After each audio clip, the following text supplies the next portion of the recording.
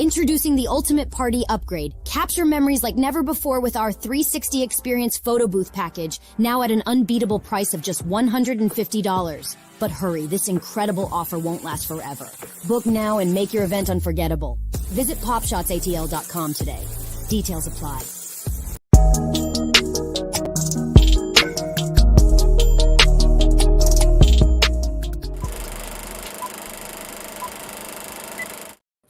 Hello and welcome to episode 14 of Let's Talk About It. I'm your host, the DIDIS-KKY Didi Skky. So excited to have you guys with us tonight. Tonight's topic, it's gonna get hot like fire, baby. But before we get started, I have to introduce my co-host. I call him the man behind the meme. Give it up for Major. Yeah, what's going on, Didi? How are you? Didi, I am doing so well. I'm excited about today's guest. Oh yeah. Listen, today's guest is the real deal Holyfield. Oh yeah. Yeah. So Yes, I yes. hope everyone has on their boxing gloves and they're going to be ready because he's no holds bar.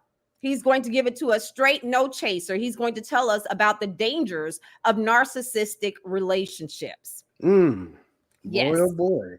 Well, I guarantee you this, Didi, there's no narcissist watching today. Not a single one. Exactly. That's one of the keys is that they don't realize that they are, but we're going to talk about that. How was your weekend or your past week? How's your week been? Didi, now you know how my weekend went this past week. Didi, you invited me out somewhere and you treated me so good that I almost didn't leave. Didi, you fed me lamb chops. Didi fed me what else did I have, Didi? Some kind of shrimp croquette. You had or shrimp something? cocktail. We had a vegetarian vegan option as well. We had some nice cocktails and things. Did you have a sip? Do you drink, Major? No, I stopped drinking many years ago, Didi. Okay. Yeah. Well, yeah, the event was our spirit sponsor was Click Wines for that event. And the event that we're referring to is I did a private table talk book signing with Judge Tierney Gundy, the author of The Daughter of a Junkie. And so we had a nice private group of people there at the estate. So shouts out to Levi Q for hosting that for us. But it was tons of fun. And it was actually really great for us to network for, like-minded people here in the Atlanta area to get together and hear a phenomenal story. So yes, it was very nice. It was very nice. It was fancy, y'all. It was so fancy. Well, I have to do it, BIG. You know. And you can invite me anywhere, Didi, from here on out. You have Are you coming? Consent. You're going to show up now. Oh, I'm showing up, and I'm showing up for the lamb chops. It might be burgers next time, so don't come always expecting no lamb chops now. All right now. But listen, guys, we're so glad that you are tuned in to us tonight. Be sure to like, share, and subscribe.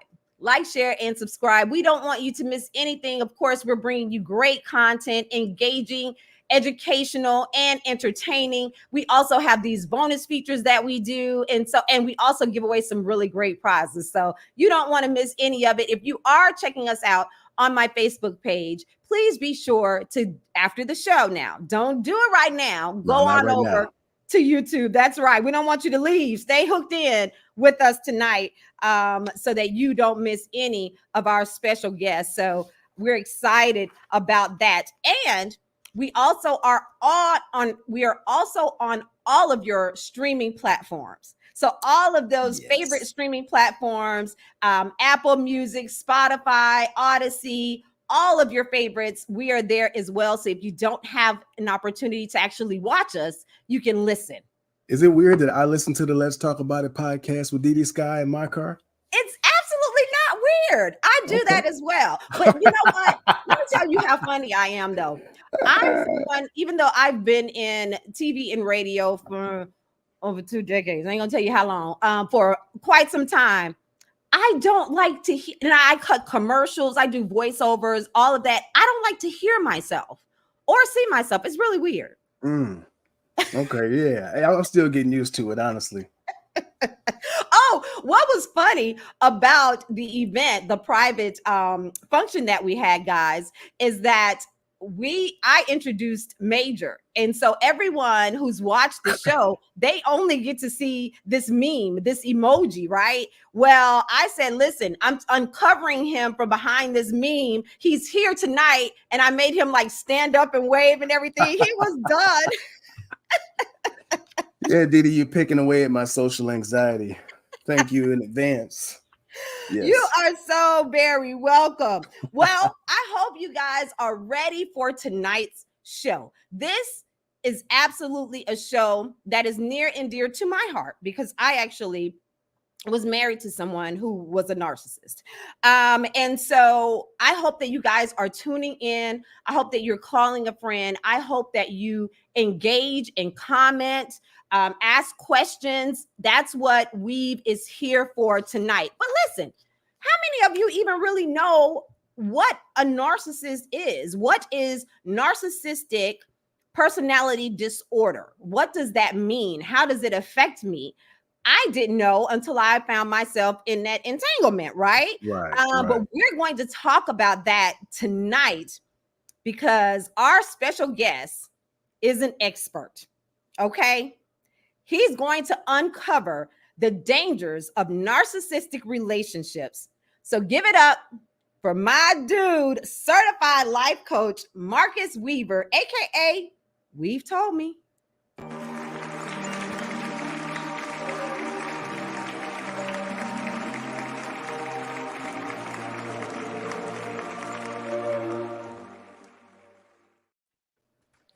Well, hello. Hello. How are you, Didi?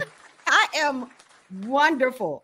Welcome to the show, Marcus, aka Weav. So I'm gonna call you Weav. Is that okay?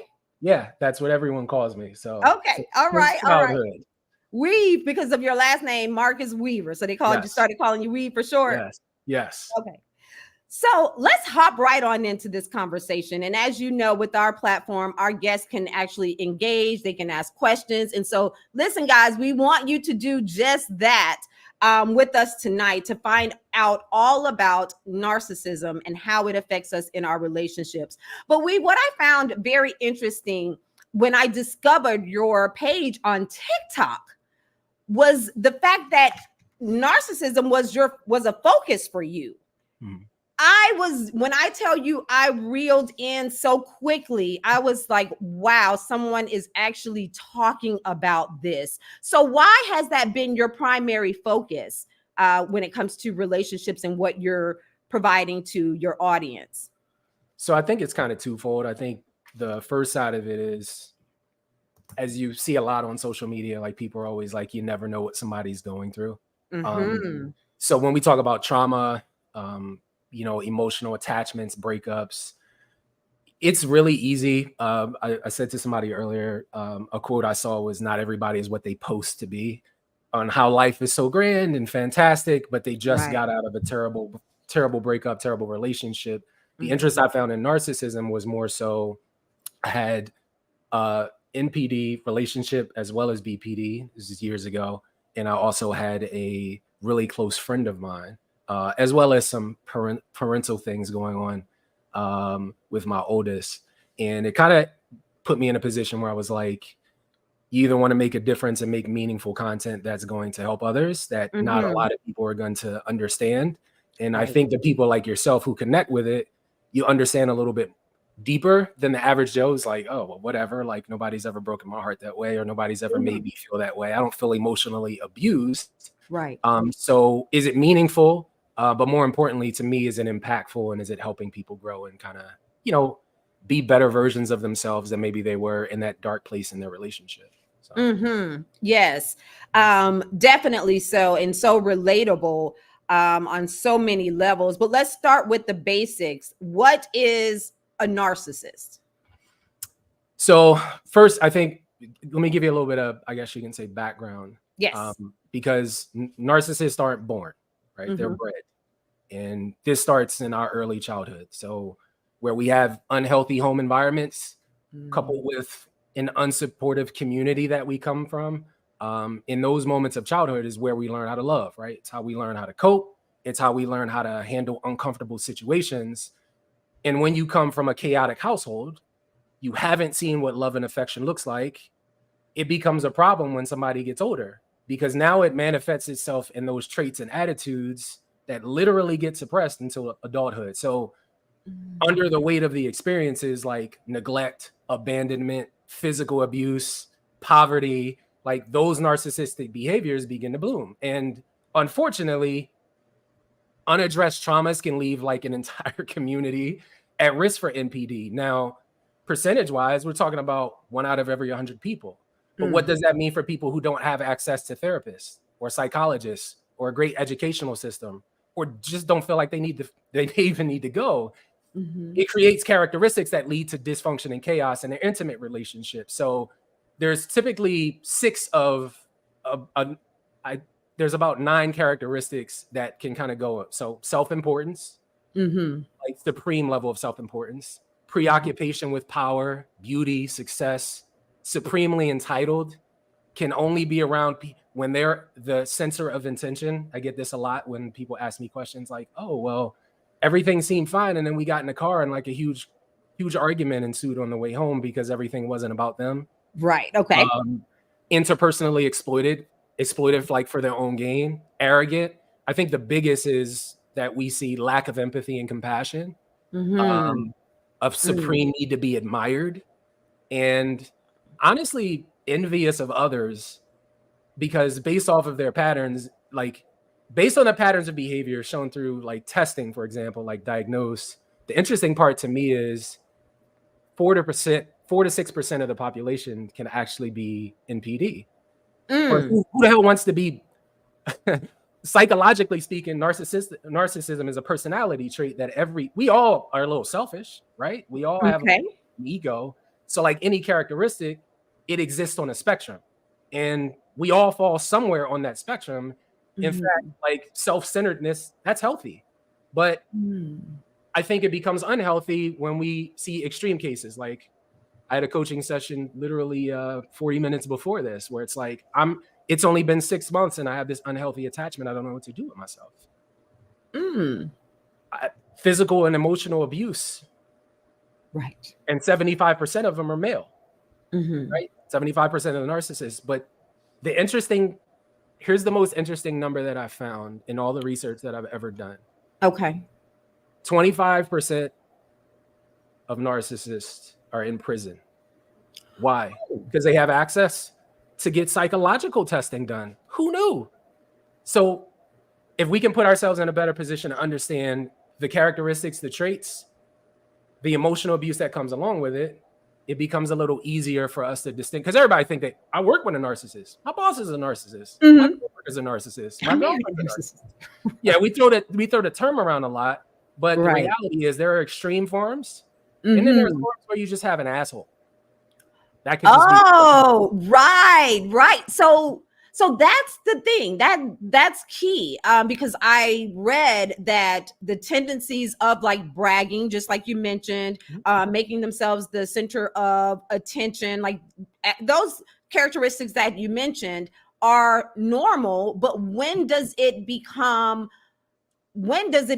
overboard, or where it is, like you said, it's actually becomes a disorder? And how do you know? So for instance, in my experience, and I'm going to be fully transparent, I had no clue what was happening in my previous engagement, until a friend of mine, I started telling a friend what I was experiencing, the gaslighting, like you said, the self-centeredness, the lack of empathy or sympathy, none of those things. Because when I was being courted, and I would like for you to speak to that as well, when I was being courted, none of those things appeared. None of those characteristics appeared.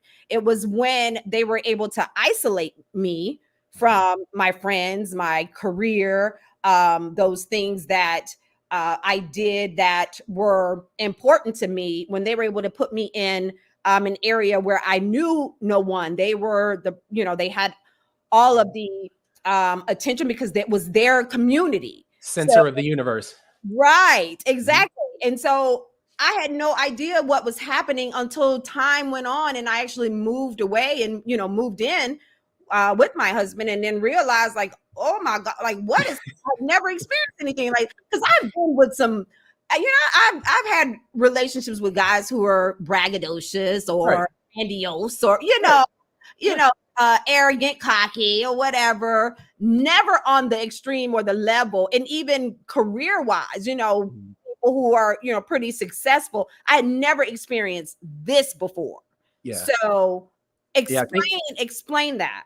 So a few things. The first is we're talking about like excessive needs for admiration, gaining approval from other people. And a lot of times it's not even the fact that because most of the narcissism, when we're talking about overt narcissism or covert narcissism, we're talking about people who, for the most part, that are diagnosed are covert narcissists, right? They are hiding a lot of insecurity. So we're talking about a sense of entitlement, right? Seeing themselves as an exceptional, but they exhibit condescending behavior towards you, right? And an inability to recognize your feelings or your cares or your wants. And a lot of their relationships with other people are superficial. We're talking about vast fluctuations in their mood, overly emotional, like unpredictable ass behavior, right? And both in the way they think and just their behavior. They just, my favorite, distorting facts. I never said that type of shit. Like making false accusations. Like these are the levels, right? Enjoy. And then here's the other side, the most hurtful side.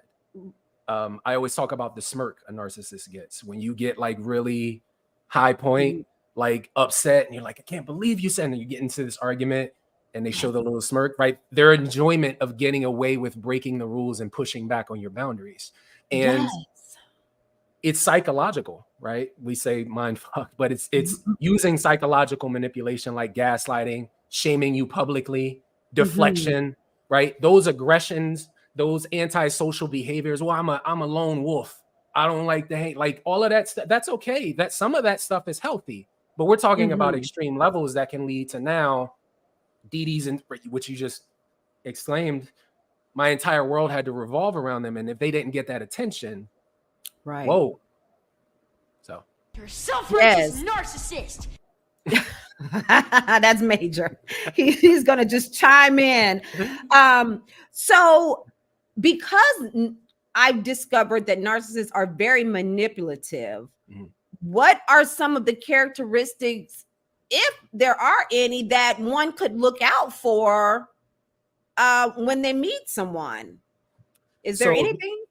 Yeah, I mean, well, first off, I don't even necessarily, if you want to consider them characteristics, but traits. One of the most, I guess you can say, common themes that I see when I do like a lot of private coaching sessions is how quickly your relationship moves, right? From we were dating, but on the second date, they're literally vomiting out all of their previous trauma that they've experienced and how terrible everybody in their life has been. They were a foster child. Nobody ever loved them, right? So if we start, like, for example, from the beginning phases, which I think you kind of mentioned a few minutes ago, like love bombing, it's a loaded, it's a loaded because it happens throughout the course of the relationship, specifically in the beginning, right? But that's essentially a manipulation tactic to either get you into the relationship or to keep you in the relationship after those intense forms of affection, incredible compliments. And in the beginning, while all of the attention may seem flattering, it's like dangerously manipulative. And we're talking about like incredible gift giving, long drawn out messages, social media likes and comments after you've only been on 2 dates, passionate declarations of love, and essentially letting you know that you are everything. You're everything. You're everything. Everything I say about Dee Dee is absolutely, I love your hair and your eye makeup. It all is just perfect. The orange looks perfectly incredible on you. And in the moment, you're like, is this shit real? Right. This is too good to be true. Right. And I think one of the most common things you'll see is like how, when we talk about how quickly the relationship moves, there's like this addiction. You know how we get like addicted to our phones and technology and devices? We also get addicted, we do, as empathetic people, to that intoxicating feeling a narcissist gives you. But usually it's not long before you feel like their desire to discuss the future together, because they'll over communicate with you about it. They'll tell you that you're the only one. They'll tell you you're my soulmate. You're the perfect man or woman. You complete me. I've never met anybody like you. Now, if we talking about that 2 weeks later, 3 weeks later, a month in, you gotta hold your fucking, like, you need to slow down. Because all his sound effects. All the way, bring it. Just keep bringing it. Keep bringing it. So a couple of things. They want to need to know everything about you right away. And that's because in the beginning, they're they become fascinated by you. But these are moments that should give us pause, but they usually don't, because if you're somebody who, I haven't been in a relationship for 2 years, or it's been a rough life for me and I finally found love. So if you're impulsive and you're not used to it in general, like you said, it's a change from the norm that you used to see. Yeah, you find people that, a little selfish, braggadocious, blah, blah. But usually at this point, you're asking yourself, why are they so damn curious about me? And if you decide to share all of your information up front, which most people do, what you realize later in the relationship, which is likely what Dee realizes, it all comes full circle. By them using that same sensitive ass information to exploit and manipulate you later. Yes. And this is why, like, during the discard phase, when they, ghost you and move on, they're so quick to try to ruin your reputation. And why you're so quick to, like, well, do I tell everybody? Because nobody fucking knows, Dee. Wow. Your family doesn't know. And they might, I had a client tell me they've shown up to places and covered up bruises, and it's just all kind of, the level of pure just like trauma that people deal with on a day-to-day basis is, you'd be astounded in some of the stories.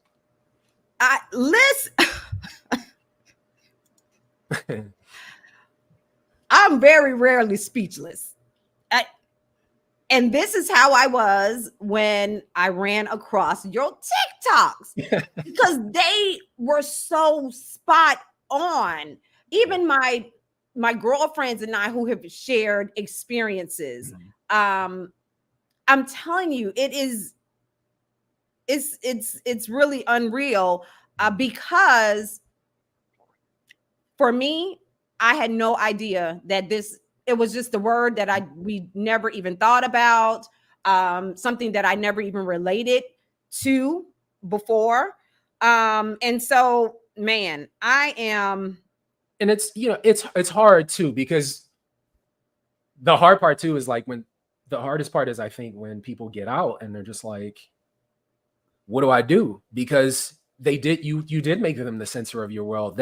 Even if you have a whole ass separate life that you're living and successful, and a lot of the people that I have as clients, they're successful. We were talking doctors, lawyers. I have therapists, right? Because people are like, oh, well, you can know, like, psychologists and therapists, like, it's so hard to, and these days, obviously, it's hard because, everybody's giving so much dating advice.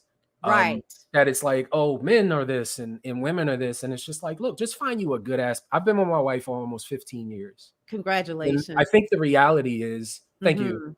I think the reality is we can build and form great relationships after you've been through trauma. The question is, are you going to take the time to heal right? And that doesn't mean that you can't heal together, that you can't ask specific questions about things. But at the end of the day, it is important that we kind of learn some of the tidbits that you're asking, right? Like somebody sharing with me their entire medical history on date 2 about, and it just seems so inauthentic that you're like, it's got to be authentic, right? It's like, it's confusing, right? They want constant validation, like literally all the time. And it comes at the expense of your attention and your energy, right? It's not always to say you're good looking or you're beautiful. Nah, that's not enough.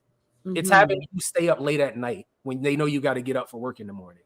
It's asking you why you didn't like a photo that they posted earlier in the day when you're like, I haven't been on social media all day. It's like asking you to start over, knowing the shit that they do. Like, I don't have time. We got whole ass lives to live outside. Whole ass lives. Like, you got kids, bills, you got 1,000 things to do. What you learn though, I think, and what you probably learned, Dee, and what I learned and a lot of people learn is, no matter what you do, For a narcissist, it's never enough. It's never enough.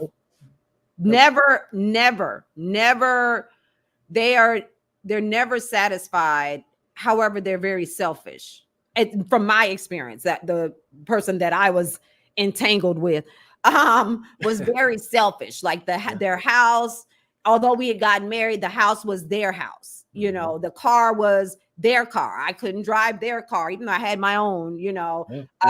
Their funds were there. So everything, the gaslighting was at an all-time high. That was probably the hardest part for me, was just trying to understand the gaslighting part and trying to keep myself from literally going crazy. You know what I'm saying? Because I was being like, we would go months without them saying one word to me, no conversations in the house. And then we would go to a party and they would walk in the party and be the center of it too. What's up? You know, they hit the party. I'm here and what you need, baby? You need something? And I'm looking like, what the hell is going on? You just drove over here and you didn't say one word. You didn't talk to me in 3 months. I'm so. Right. However, to the outside audience, how does that look? I'm the one who's looking like, wow, she's so antisocial. Wow, but I'm confused as hell. Yeah. I'm confused. And that need, right? That intense clinginess, the jealousy, the control. It's not even that it's not that they're always around you, but when when they see you talking to another man or woman, when you're texting on your phone, it becomes like this constant barrage of like needing your attention and controlling you. Some jealousy in a relationship is normal, but as the great American philosopher Young Jeezy once said, that ain't this and this ain't that. Like, this is more intense, and it's usually projection, right? Because we all have insecurities. So me walking in with Dee Dee, beautiful woman, and blah blah, like putting on a show. Now, when you leave, somebody said it's a constant state of confusion. Constant state of confusion. 24/7. Right. So yeah. Man, so we've had some great comments. I don't want to miss any of them. I don't know if someone is asking a question. Levi Q said, how do narcissists act once they are exposed? That's a great question.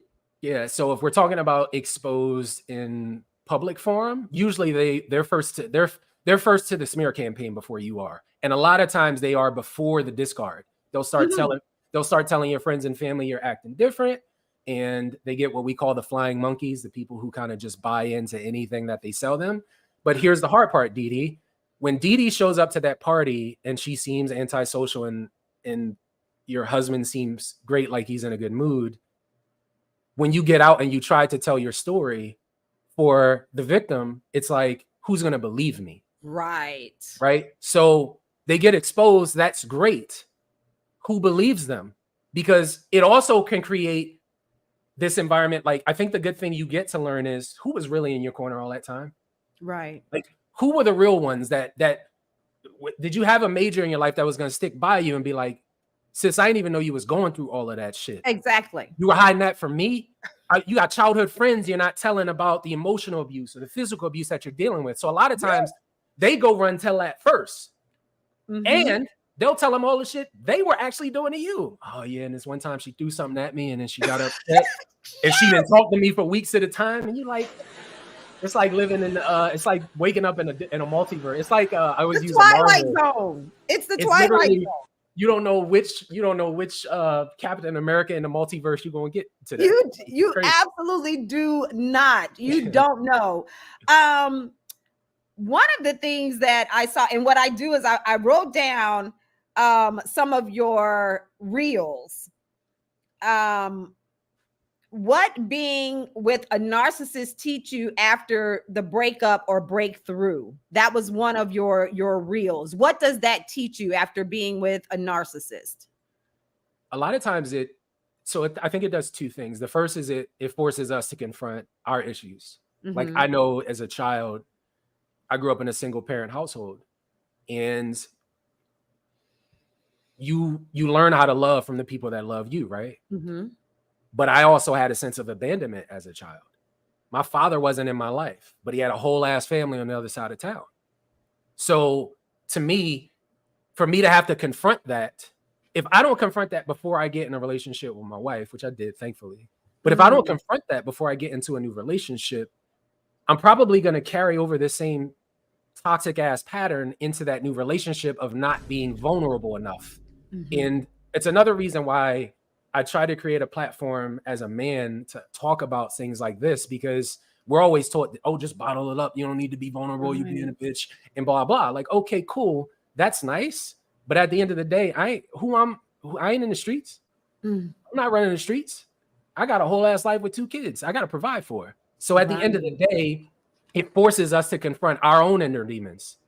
Because the question Dee Dee's going to ask herself is, why the fuck did I deal with that in the first? Why didn't I leave after that first sign, or after that first time he didn't talk to me for 4 weeks? And those are questions that are hard for us to deal with. The easy thing, going on Amazon and ordering something and getting in 24 hours. But healing doesn't fucking work that way. That's right. I got to take one literal minute at a time after that discard or that breakup for you to be like, why? I had a good day at work and I get in the car and I'm crying, or I'm upset, or I pass a restaurant we used to frequent, or they still have their stuff in my, like, it becomes like, oh shit, I got a lot I got to work on. And some people don't want to do that work. The second thing is it forces you, like, it forces you into self-imposed isolation of loving on yourself more. That's so true. And giving yourself some grace. Think about all of the grace. Like, I think about every single client that I have, and it breaks my heart sometimes because they give so much love to motherfuckers that don't, like, they just don't appreciate it, and they take it for granted, and it scars them for the rest of their life. So people are like, well, how do I heal? I'm like, no, you carry this trauma for the rest of your life. It's a part of you. But can I give myself grace when I have those dark ass moments when I'm like, I don't know, I'm sad for no reason, but you got 2 kids who are, mommy, I'm hungry, or daddy, like, and it's just like, you're living this life. Right. Like we said, you got a whole ass life to live. So putting myself in a position to know I got to heal right. I got to ask the right questions the next time I get in a relationship. I got to start, and it forces you, Dee Dee, too. I'm going to start creating boundaries with people in my personal life. That's right. I got friends and family, and I'm like, if I'm like this with them, but I'm stern with everybody else, why did I accept that? So, yes. Oh my goodness. So very true. And the healing part that you're speaking of. So one of my questions for you is, one, let me go back to this. Do people who have this disorder know that they have it? Is this something that they know, they realize what they're doing? Are they aware? So this is one of the most common questions that I get. And I always answer the question with a multitude of questions. So my questions are always, do they know that they're manipulating you? Do they know that they ignored you for 4 weeks straight? Do they know that they walked right past you and act like you were fucking cellmates and not soulmates? Do they know that they got that smirk on their face when they told you, I never said that, even though you showed them on a text message exactly what they did say to you? Like, that they weren't talking to the man or woman when you have it recorded? Like, these are all things that, this is what I call this personally toxic justification. That's what we do. We do that because we try to absorb, instead of seeing people as exactly who the fuck they are, we have precepted in our mind when that love bombing stage, but in the beginning, what happened? They were there. There's always the trail of breadcrumbs that leads us right back to all of those behaviors, all those red flags, all those times where they went out. Oh, I just went out and I hung out with friends, or I did this, or, oh, you know what? My phone died. Like, they were all there. The question is, why didn't we ask the questions? And when we did ask the questions, why did we just suffice it up to be just like, okay, that sounds okay. But what happens the second and the third and the fourth and the 27th time? So we know that they know. We just justify it to ourselves because it makes us feel better. It makes us accept it more, but it also creates a trauma bond that makes us stick the fuck around too long. Right. It does. And so my second part to that is, how do you, as a friend or family member of someone who's experienced it, right? How do you support them? How do you support your friend, or how do you support your family member? I know for me, and I mentioned to you guys earlier that this hits home, so I am going to be extremely transparent. My family noticed that something, they couldn't pinpoint what it was, but they noticed something was off right immediately, like after we got married. And I hid a lot of what I was experiencing, one, because I didn't know what it was. I was like, does this person, is he bipolar, or does he have like a multiple personality? Like, what is happening here? But two, I was embarrassed. You know, you think that you've vetted this person, or you've vetted that, person that you're with well enough, and you're following your spiritual guide. And that's how it was for me. And so I was embarrassed. I didn't want to, I thought maybe it is me. Maybe I'm not putting, the milk in the refrigerator fast enough, or putting the roll of toilet tissue on the roll fast enough, or, maybe I shouldn't ask for anything at this point. Just, do, cook, clean, don't say anything, maybe so how does someone support the work that we have to do for ourselves after we've experienced this? The hardest thing for a lot of people to understand is it's literally the definition of you have to go through it in order to understand it. Because even explaining it to friends and family, it's difficult for them to get it. Like it's difficult for you to be like, and then this one time, we were walking down the street and out of the blue, they just yelled and screamed. Well, why they yet? Right? It's kind of like how we do in society now, where we just fucking blame the victim for everything. Well, how come they didn't say anything sooner? How come? It's hard because coming out and showing that vulnerability when you're a strong ass person and you're successful in your career, it's hard to even be honest about the depths of the shit, right? So to your point, your friends and your family knew, they just couldn't pinpoint where. Well, it's because this is all part of the game, the isolation game, right? Maybe you still went to see your friends and family every single week, but you didn't tell them, like, at the end of the day, like somebody that they pulled a knife on you, and that they threatened you, and that they told you to take your kids away, and that they're going to take you to court, take every fucking thing that you have and leave you homeless, and that nobody fucking wants you in their life. Like, they're like the same dude or lady that was just at the thing smiling and giggling with you, dancing with everybody at the party. And so it becomes this is why it's important for me. Like, I have my girls go through our community of like comments, and people are so insensitive because they don't understand. Oh, let it go and move on.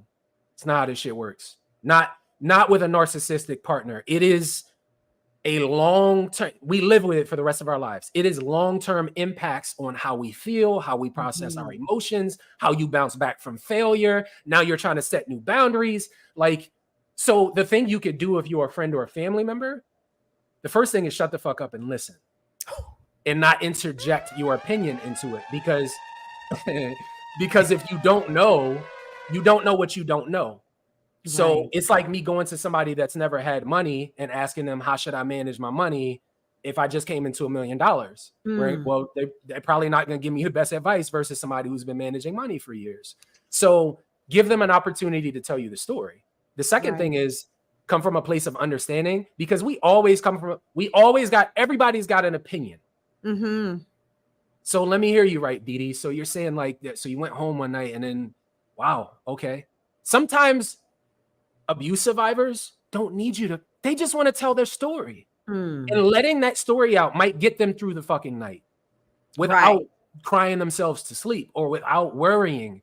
And that one day makes a world of a difference to somebody that's dealt with so much drama and trauma and chaos. It is literal chaos every single day. But that's how narcissists thrive. If it's not super fast, oh, what can we go? What can we do? It's like, just what's wrong with sitting down and chilling and having a conversation? That's not how they operate. So when you get out, everybody's boring. Nobody understands because you've been isolated. You've been put in this position where you're like, who the hell can I tell everything? Everything? Right. How many people have access to psychologists and therapists? 60% of America like has to pay out of pocket if they want to go to therapy. Mm-hmm. If you're a single parent and you got 2 kids in daycare, how are you going to afford that extra $200 or $300 a month to go see a psychologist or a therapist every 2 weeks? Right. So the friend or family member becomes the therapist. Exactly. So listen, just try to come from a place of compassion and empathy. And a lot of times there's no real advice they can give other than seeking professional help, joining online communities, reading books, and just putting yourself in a better position to educate yourself on human behavior. Mm-hmm. Oh my goodness. And so I also read that, you know, the public self and the private self don't match, you know, with them. They're one way in public, they're another way in private. And the verbal and mental, physical abuse is typically done in that private sector, or to the side where nobody will hear it. But then they put on that Dr. Jekyll and Mr. Hyde.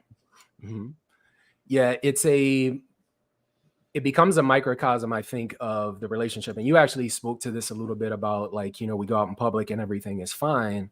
Well, they have to keep up appearances, right? They have to keep up like the appearance of this great person who treats their spouse or their partner really well. And there's not a ton of dysfunction going on. And which is why most of the, you know, narcissists are covert. They're just, you know, under the scenes, insecure, don't really know how to express their feelings. You think you know their story, but you don't really know their story. And it makes it easier now after they discard you to say, oh yeah, Dee Dee, you remember that time at that party when she was like, oh, she didn't want to talk to nobody. I don't know what's wrong with her. Right. So now it's plausible deniability. They don't know shit. They don't know how all this drama started. Like, who know? I don't know. Something was wrong. Something in their head must have been. And then the other interesting, I think, tidbit about this is 70% of diagnosed narcissists have alcoholism or issues with substance abuse, right? So now they're dependent on that to put themselves in a better position to stay focused throughout the course of the day or to live their life because they have so many shit. When you got so much shit in your past to run, eventually he's going to catch up with your ass. Karma's undefeated. Right. All of the lies that you told, all of the drama that you caused, some of them can't even, like, a lot of them can't even keep jobs because it's on to the next thing. It's the next high. It's the next hit that I can get. Yes. Yes. Shouts out to Heidi. Man, I've been seeing the comments going in. She said, thank you. This is hitting home. Shouts out to you, Heidi, for joining in. Vicky says, and they make you look like you're crazy. One, because you are so traumatized from the verbal abuse. So, you know, thank you, Vicky. Michelle is here with us. She says they use the label narcissism like they did when bipolar first came out. Speak to that. When bipolar first came out, make sure you study them carefully. Yeah. So is there some similarities between? So a lot of these so here's the hardest part about narcissism. There's no cure. There's no medication. The only thing that you can have is long-term psychotherapy and therapies. So in order for me to attack my problem, I have to admit I have a problem in the first place. Right. So when we talk about actually having these issues and growing up with them and always learning how to cope with them, well, by the time I hit adulthood, I don't want to fucking go seek help. I don't want somebody to tell me that I've been damaged since I was 6 years old and my mom never gave me a hug. When, you know, like who wants to confront all of those issues? The second part of it is who has access, right? We talked about access a little bit earlier. Like, it requires a certain level of self-awareness and acceptance for a narcissist to be able to say, you know what, I got fucking problems. And I've destroyed a relationship with an incredible man or woman that now I can't repair. Maybe I got work to do on me. But instead of doing that, that's not how they operate. It has to be you. You have to be the problem. Not their cheating, not their lies, not the money they were keeping from you, not the fact that they're just taking you back to court for custody for some random ass shit just because they want to waste your time and make you spend more attorney fees. This is all about control and inserting said control. If I can't control my own life, I'm gonna control Dee Dee's. Right. Usually a case of malignant narcissism. Gosh, oh my goodness. Why are you so good? I'm gonna have to have you back. Like you're amazing at this, and it's just you're just so damn real, man. Oh my goodness. Go ahead, Major. I know you got something. Yeah, this has been intense, bro. I'm gonna be honest. I have been sitting back trying to determine whether or not I'm a narcissist. No, seriously, because like stuff like this scares me, man. That word has been thrown around like such a blanket, man. Yeah. And I've been called a narcissist before, and I don't think I maybe have called some people a narcissist. But so why do you think that term has been like such a huge buzzword? I mean, it's almost cliche. So I think that there are good question. A lot of good content creators make content. Some of them I don't know if they are as I'm invested in change, right? And making a change and impacting lives. I obviously also run a business, so I understand like that kind of goes hand in hand. But I think if you make content just to tell me about a narcissist, for example, but you're not telling me how to heal, if you're not telling me how to cope, if you're not telling me how to build new relationships, then really I'm just in the mind of a narcissist, and that doesn't really serve the person like Dee who's kind of going through those issues. I think the term gets thrown around a lot because it's just kind of the new thing on the block. It's like when iPhones first came out, it's like when Instagram, it's the same idea. But I think now the cool thing with social media is there's more awareness around it, right? So a lot of times I actually posted a video probably 3 or 4 weeks ago of like, not everybody is toxic and narcissistic. Like I said to Dee earlier, some are just assholes. Some are just not good people who weren't raised right, who don't really know how to love. And that's okay, right? Because we have attachment styles, anxious attachment style, and we have all of these different terms, but a lot of times the characteristics are the same or the traits are the same. So I think when we're talking about, we all have traits of narcissism because we said earlier it's on a spectrum, right? So Major, I think if you're somebody who has empathy or has compassion and goes through the lengths of understanding when you're wrong, admits when you're wrong, puts in the work on yourself, apologizes to your partner without expecting them to come back and be without the but at the end of it. But you made me do it, but you said this, and you'll say it next time, we'll be fine. Like I think if you can come to grips with all of that, it makes it a little bit easier to say, you know what, I'm a good person. Yeah, I can bet. There's a lot I have clients that like are agents to sports people, and they're like, the bravado and blah blah, but that doesn't make them a narcissist. We're talking about extreme lengths that somebody will go to emotionally manipulate you into making a decision you wouldn't have otherwise made. Right. You wouldn't have shut the hell up. Dee, that's not how Dee.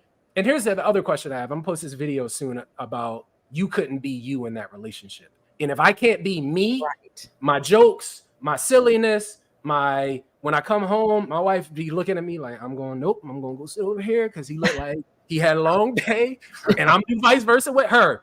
If you're not a person that can identify, and then I think it comes down to basics, Major, emotional intelligence and emotional maturity. Can you understand if I'm a manager and I'm dealing with somebody who's showing up late every single day, I could just write them up. I could not have a conversation and just do what the company wants me to do. Or I could be somebody that sits them down and be like, what's up, Dee? And Dee might tell me, I got a lot of shit going on at home. My son's father just left me. I got drama going on. Now it makes sense why Dee is late every day. Well, what can I do to help you, Dee? Now, if I don't see a sustained improvement in 6 months, Dee gonna have some problems. And she's gonna be unemployed. But I also know I went the lengths necessary, as Major hopefully would, to say, you know what? I got work to do. You were right, honey. I accept that. I could have been better. If that makes sense. I think I could do that. I think I think I'm capable of those things. Yeah. I believe in you, Major. I believe in you. I really hope so. So I have another question, and this one is going to be more like a devil's advocate, and it's real quick. So like I was looking at your social media, and you have like upwards of like 150,000 followers, right? And upon doing further investigation, I noticed that the majority of them, bro, like 90 to 95% of them are women, right? Have you ever been accused of pandering to women? Oh yeah. And then what do you say to people who feel that way? Nothing. Typically, I don't say anything to But I think that there's a couple different things. Here's what they don't see. And this goes back to what we talked about earlier, Dee. As a man, I don't want to show vulnerability. I'm tough. I'm street. I'm hood. And here, let's get all the way real. All the way. The reality is, in the Black community, we don't have as much acceptance around a man wanting to show vulnerability. So a lot of that, when we talk about Black people being forthcoming and admitting their insecurities and uncertainties, we have to, because of the obstacles we may have overcome in our personal lives. You're already overcoming by just living, finding a job, going to school, paying off debt. And now we magnify look successful, the fact that we have natural bravado as a people anyway. And from every psychiatric and psychology professional I've ever spoken with, because I do my fucking research, every study I've ever seen, every statistic I've ever found, without a doubt, it's common knowledge that NPD is undiagnosed. So as a man, if 75% of the men currently of diagnosed have NPD, then of course a lot of my followers, but here's what they don't see. 40% of the private sessions I do are with men. Wow. Gee, I wonder why they're not posting on my wall. But they're scheduling times to come link up with me to talk to me about how they hurt. That surprises me. Wow. The other side of it is I have more male followers on my YouTube page, right? Because we talk about a lot of breakups, right? Because you pick and choose, right? I know TikTok and Instagram are heavy on toxic relationships and narcissism, but I need to show you some authenticity there while also at the same time showing you some vulnerability on my YouTube page. The vulnerability, and if you ever watch any of my videos, I never say, men, we got to do better. I'm not that coach. Right. You'll always hear they, we, your partner, your spouse. You can check every single, I don't know, I probably have 1,500 videos. That's right. On my TikTok page. Not one of them ever addresses just specifically a man or just specifically a woman. That's right. So to answer your question, I will agree with that. I definitely have not seen that. That's right. To make a long story short and a short story long, the idea to me is not to really, I don't care about the critics. You guys probably get critics too. Oh, whatever. That's fine. That's cool. That's your opinion. But I live this shit. I deal with people that deal with emotional abuse. I have had police officers, male and female, right? New York City Police Department. And I don't know if anybody's ever spent time in New York, but they got a lot of bravado, male and female, that come to me with broken ass hearts. Toughest motherfuckers in the world, crying during a 30-minute or 60-minute coaching session. So they can post on the wall all they want. They can talk about somebody pandering and on X, Y, and Z. But let me ask you a question. When a woman breaks your heart and you hurting and you ain't got nobody to talk to, guarantee you come and watch one of my videos. That's right. So you can act, Major, we can all act, they can all act all tough all they want. At the end of the day, heartbreak hits you. It does. And no amount of I'm tough, I'll bounce back. Okay, go get your ass in another relationship. And when you have the same cycle of toxic issues, don't come back later and be like, well, I guess I want to do the work now. Right. Yeah. Let me ask, will your ex, and you actually posted this, talk about this. Will your ex ever regret how dirty they did you? Yeah. So we actually talked about this off. I think it was me and Major. I'm not sure if it was me and you, DD. I think you had hopped off for a sec before in pre-production, but we talked about the idea that a lot of times people they might not understand understand my content. Sometimes people might see a title and are like, oh, will your ex regret it?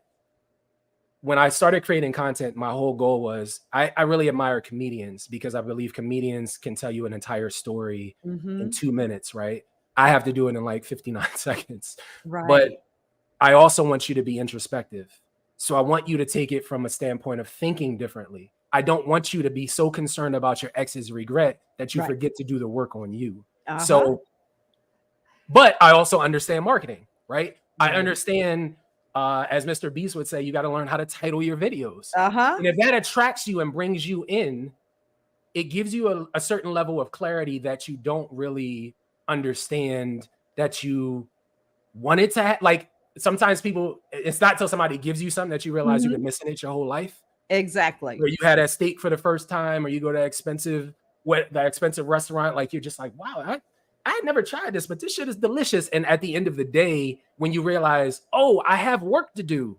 I'm so concerned about my ex's regret that I'm neglecting myself. That's right. Keeping myself up at night, not sleeping and eating right. And now, oh wait, I got bills. I got to do my laundry. I got to flirt for a new job. I got to move out. I still got to go grab my stuff. Exactly. Whole lot of healing that we got to do, right? Right. So. Right. Yeah. And that I absolutely love that. And I love the way you craft your reels and your posts, because that was the title. Will your ex ever regret how dirty they did you? But your content was, you got a whole life out there. You have a whole job. So dive into that and tell them exactly all of these things that they have to do to work on themselves. And at the end of the day, not worry about their ex. Yeah, I think so. Honestly, it's endless work that we do, right? Like our relationships become a part of our identity, like literally. And we identify every decision we make, every trip we plan, every neighborhood we live in, how we manage our money, what our life goals are, involving the one person you thought you were going to spend the rest of your life with. Right. But what becomes like magnified times two is, and specifically like when we discuss narcissistic relationships, because now we're talking about the ability to delve into the mind of someone who is have you question your own reality. It's like dealing with healing after it's more than a task. It's part of you now, right? And maybe we aim to grab so much information that we really never sit with it, right? Like I can recommend a book or I can recommend a video and we watch it and we feel good for 5 minutes and we think like, oh, I'll be fine tomorrow. But I have so many clients that come back to me 3 months later and they're like, I don't know, everything was going really well in my life. And then I just got upset and then I just broke down or I had issues. And I think we're always in such a rush. Like everything we get now is at our disposal. I can order a whole fucking living room set off Amazon and have it here in 24 hours. Right. So a lot of times we have this skewed perspective of what healing should look and feel like. I always have to have the conversation of, they're like, but I keep thinking about them and I want to text him. I'm like, that's healing. And if you dealt with emotional trauma, like when we carry that with you, just like you carry, it's grief. After a discard or a breakup, like it's clear it wasn't normal relationship. Right. So the steps you taken are unique. And what I always recommend immediately, therapy, coaching, finding a support group, both locally and online communities. Recommend reconnecting with your friends and family, telling them the whole ass story, like all of it. Yeah. And sometimes the people we push away during those relationships are the very ones we run our ass right back to and be like, I can't believe that they hurt me. But I think that it's therapy within itself, even if they can't afford therapy, because telling your story immediately, it's scary, right? So for Dee Dee to share the entire story of what you endured and we carry so much of the shame, and we still don't. A lot of times when you're in dysfunctional relationships, you don't have answers. Why didn't I tell anybody? Why couldn't I get out sooner? Why didn't I trust my intuition? Not to add, like we said earlier, like we live in a society that shames the victim, makes you feel dumb for what you've experienced. Meanwhile, how that person would feel if they were your mother, son, father, daughter, close friend. Like the other problem I think is in sharing our story is when you experience so much emotional manipulation, it's literally like a corn maze of emotions. All right, I made a right and it seems clear and I'm about to hit the street, and then you make a left and then you're stuck again. The same happens in our relationships, and not because we want them back, but we have so much leftover anger and resentment. We have so much issues from past trauma that we never addressed from our own childhood that we just, oh, you know what? I'll be fine. Give me a couple months. Yes. Not how it works. Yes. And so lastly, for me, in my experience happened back in 2015, 2016, 2017. And then I got divorced in 2020. My divorce was final, but it took us 5 years to go through that. And for me to separate from them and actually restart my life after, literally being depleted of everything. So I had to, the process stripped me of who I was. I literally had to rebuild my brand, my career, my finances, everything all over again. Yeah. But one of the things for me that was important for my rebuilding process was to rebuild who I was, rebuild my heart, rebuild my faith, rebuild my trust, and everything that it was involved with that experience for me. And so it is a daily process for me. I did seek counseling. I did make sure that, my relationships with my family members that may have been a little, tethered during that time, I made sure that we brought those things back. I did, connect with my mom and my support system and my family.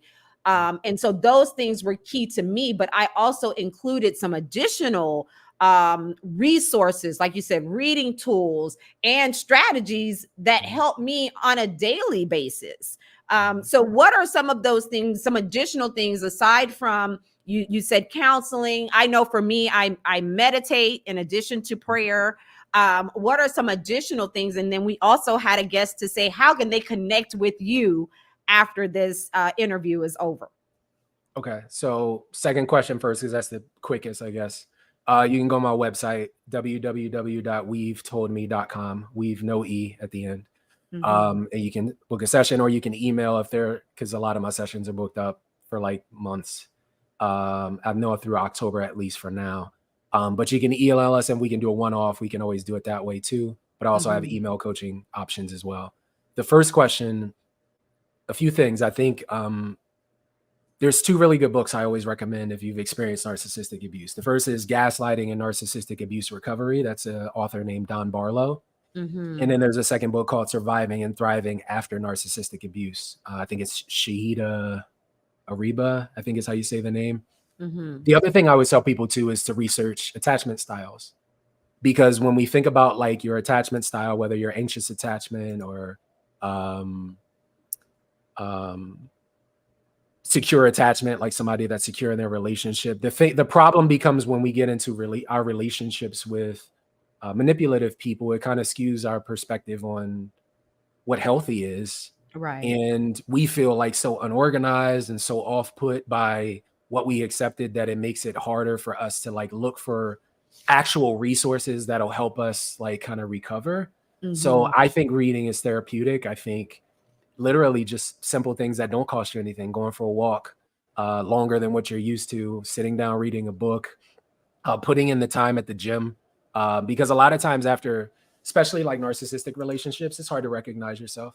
Like you lose or gain weight, you don't take care of yourself the way that you used to. You don't get your haircuts or get your hair done, and you don't go, if you're a woman, you don't go to get your manicures and pedicures. Like there just becomes like this level of I'm sitting in shit and I guess I'll just wallow here.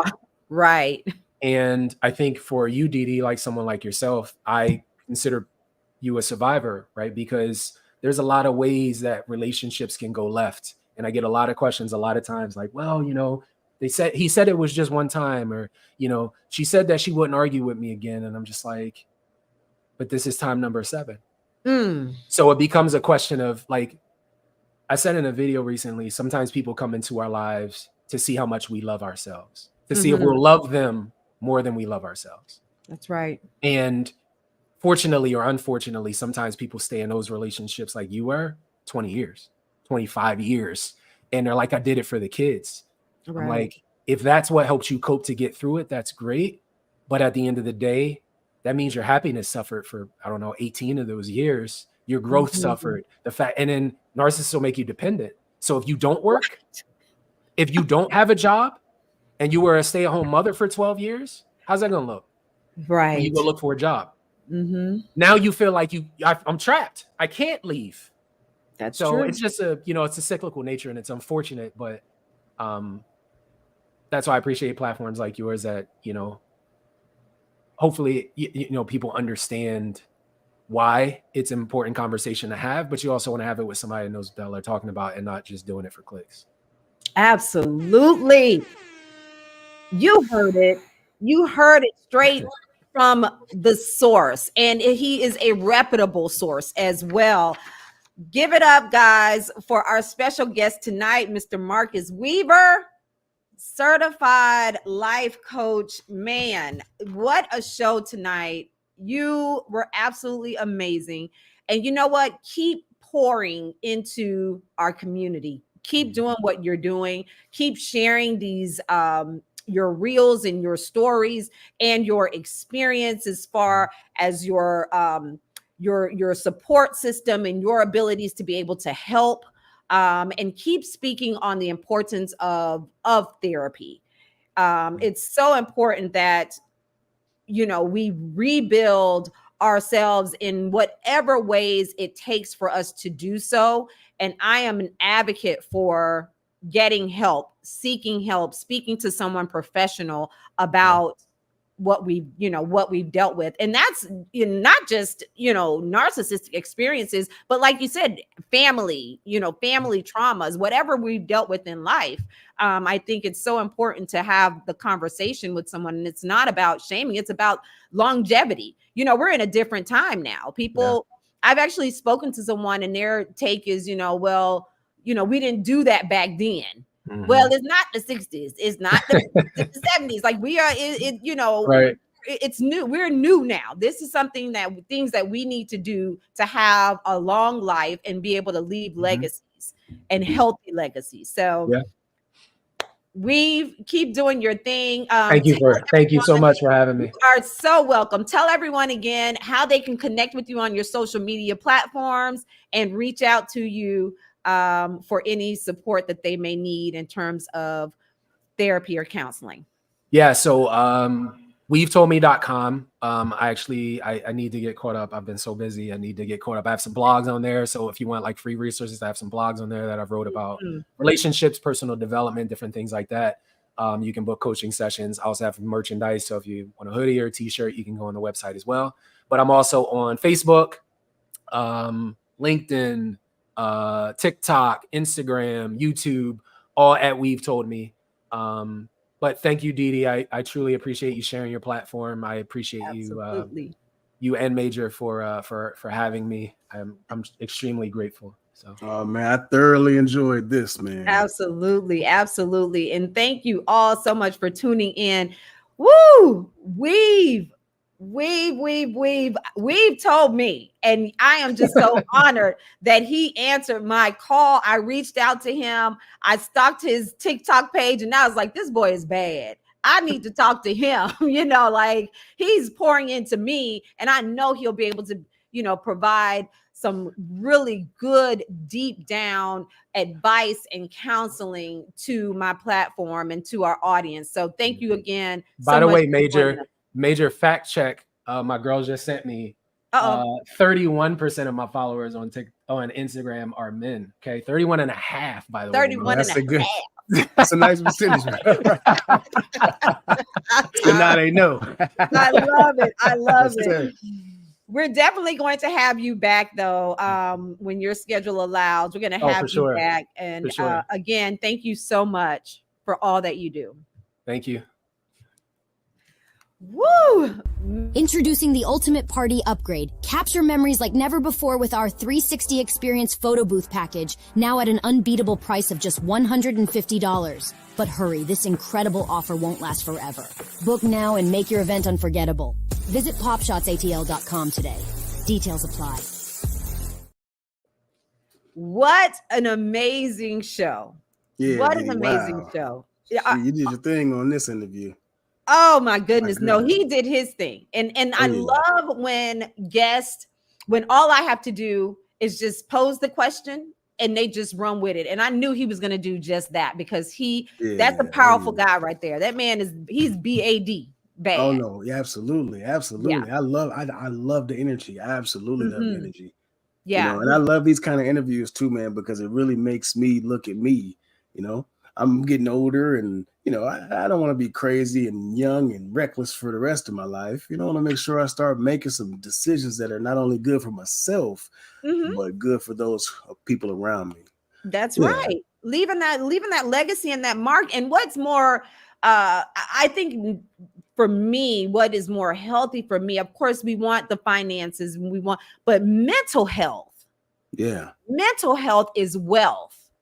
And when you have a strong mental capacity, you have the ability to be able to think clearly when you are not fogged and have so many things around you, even when things aren't going the way you think that they should.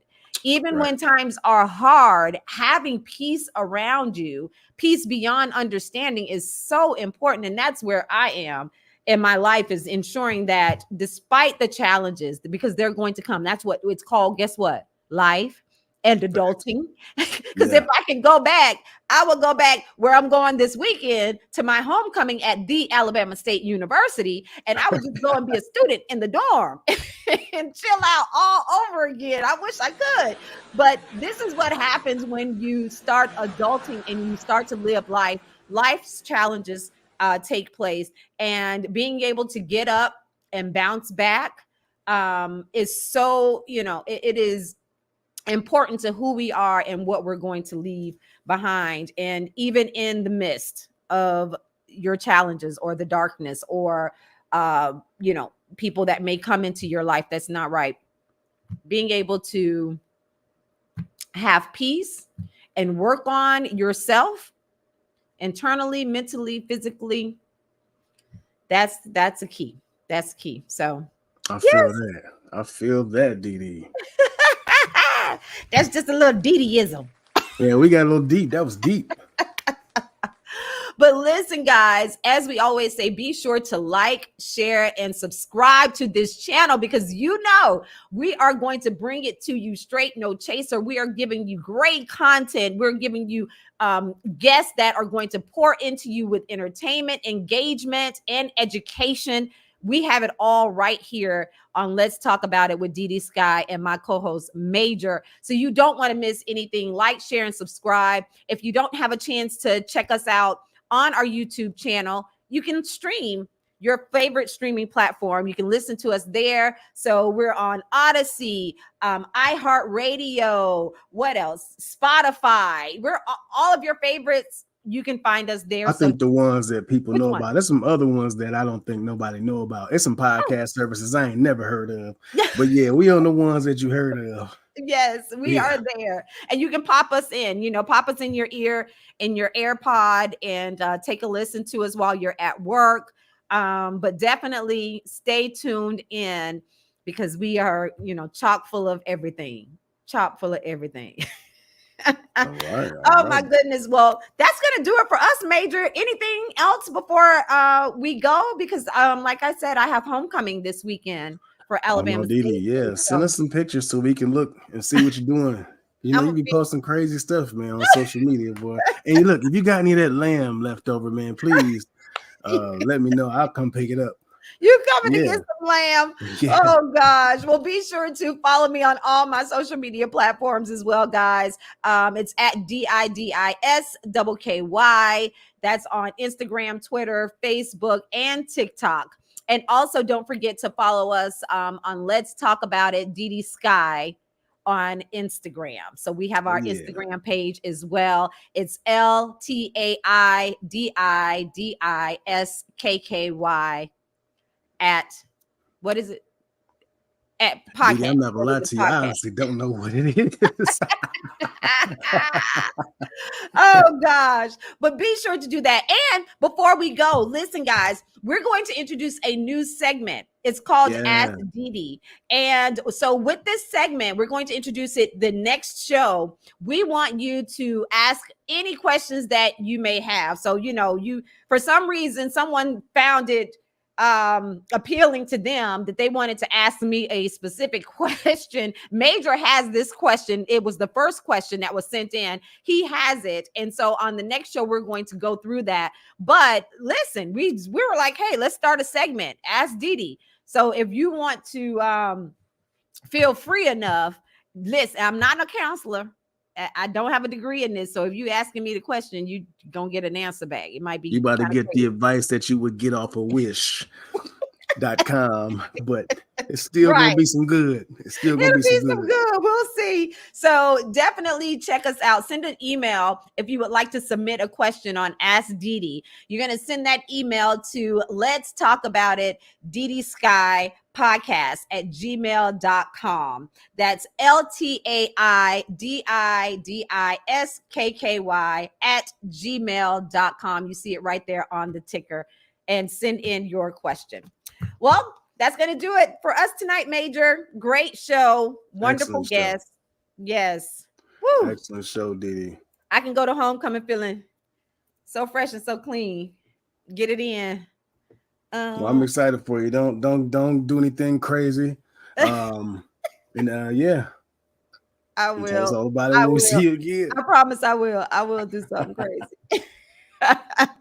But you guys have a great one. Before I go, you know what I say, go for your goals, reach for the stars, because the sky has no limit. We'll see you next time. Have a good night.